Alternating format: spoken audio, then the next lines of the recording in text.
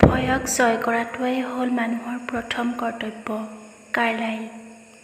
সৃষ্টিৰ আটাইতকৈ সুন্দৰ বস্তু হ'ল ফুল, কিন্তু তাৰ শিপাবোৰ থাকে মাটি আৰু গোবৰত। D.S. লৰেঞ্চ। তোমাৰ লক্ষ্যস্থান ক'ত সেইটো যদি ঠিক কৰিব নোৱাৰা, তেন্তে কোন পথে খোজ দিবা কেনেকৈ জানিবা?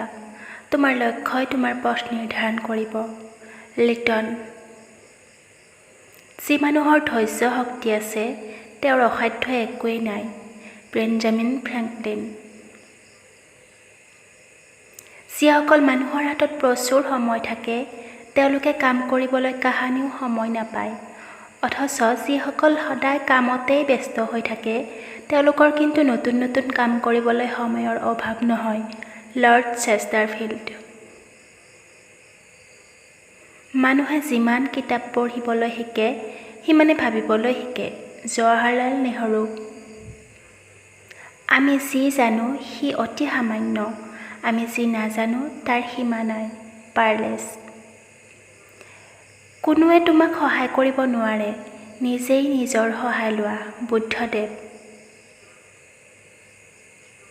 এলেহুৱা মানুহৰ শৰীৰ পেলাই থোৱা চাবিৰ নিচিনা।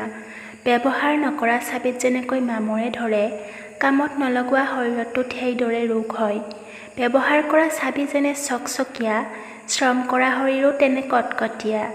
তুমি যদি হৰহীন জীয়াই থাকিবলৈ মন কৰা, তেন্তে বহি সময় নষ্ট নকৰিবা। ৰিচাৰ্ড। খং নকৰিবা, নিজৰে সৰ্বনাশ হ'ব। অহংকাৰ নকৰিবা, পতন হ'ব। কাকো ঘৃণা নকৰিবা, নিজেও ঘৃণিত হ'বা। ফাঁকি নিদিবা, ফাঁকত পৰিবা। বিবেকানন্দ।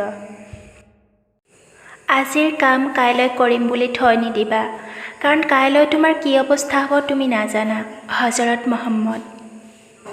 পৰিস্থিতি যিমানেই ভয় লগা নহওক কিয়, দৃঢ়তা আৰু আত্মবিশ্বাস থাকিলে জয়লাভ সুনিশ্চিত। পিয়েৰ ডেলহাৰ। সফলতাৰ পিছে পিছে দৌৰি নুফুৰিবা। যদি তুমি সঁচাকৈয়ে সফল হ'ব বিচাৰিছা, তেন্তে খন্তেক জিৰণি লোৱা আৰু ভাবা তুমি কি কৰি ভাল পোৱা আৰু কিহত বিশ্বাস কৰা। দেখিবা এইবেলি সফলতাই তোমাক খেদি ফুৰিছে। David Frost. নজনাটো লাজৰ কথা নহয়, শিকিবলৈ যত্ন নকৰাটোহে লাজৰ কথা। Benjamin Franklin. ধন্যবাদ।